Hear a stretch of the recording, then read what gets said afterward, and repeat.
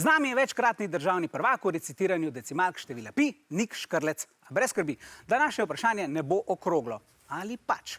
Nik, kaj si pripravil? Živjo, danes vas peljemo v svet semaforjev. Vsak dan jih srečujemo in zdijo se nam samoumevni, a na začetku ni bilo tako preprosto. Prvi, ki so ga postavili v Londonu, je celo eksplodiral. Zanimivo. Nik in radiovedni, hvala za zdaj. Vprašanje pa se glasi. Kdo od naštetih je stal pri rdeči luči na semaforju? A. Fran Levstik, B. Oton Župančič, C. France Bevk ali D. Ivan Cankar? France Bevk je od leta 800. Pri kjerega leta? Kdaj že rekel, kjero letnico je rekel model? Nik Škrlec, kjero letnico je rekel? Kjero letnico je rekel?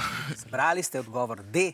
Ivan Cankar. Torej obe ekipi se strinjata, menijo, da je Cankar bil tisti, ki je stal pri rdeči luči. Ja, me prav zanima, ali imate prav. Nik in radiovedni, imate odgovor za nas? Torej, da bomo pravilno odgovorili na to vprašanje, moramo vedeti, kdaj približno je v Sloveniji stal prvi semafor in kdaj so živeli omenjeni gospodje. Prvi semafor na svetu so postavili že leta 1868 v Londonu, vendar se z njim ni dobro končalo, saj je bil plinski in je eksplodiral.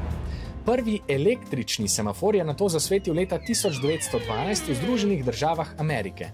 V Sloveniji pa smo na prvi semafor čakali še kar nekaj časa, vse do 60 let prejšnjega stoletja.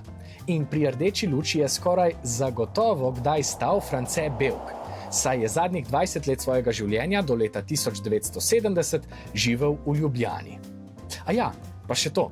Radiovedni smo izvohljali, da smo v Sloveniji prvi semafor za pešce z žensko silhueto dobili leta 2019. Ob mednarodnem dnevu žena je bil to simbolni korak k enakopravnosti, semafor pa stoji pred bolnišnico za ginekologijo in porodništvo v Kranju.